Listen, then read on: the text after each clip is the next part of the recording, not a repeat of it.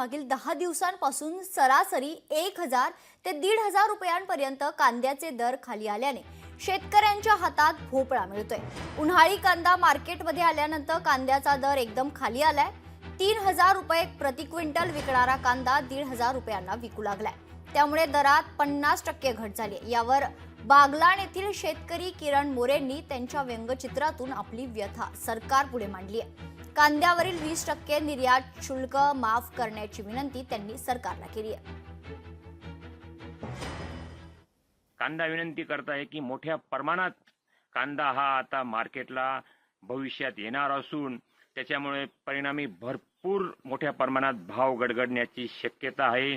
आता सरकारला शेतकऱ्यांच्या वतीने मी विनंती करतो, व्यंगचित्राच्या माध्यमातून विनंती करतो की हे नरेंद्र देवा, हे देवेंद्र देवा, लोकशाहीच्या देवा, तुम्ही शेतकऱ्यांच्या कांदा प्रश्नाकडे लक्ष द्या आणि सध्या तरी तुम्ही कांद्याची 20% निर्यात शुल्क हे ती तातडीने हटवा।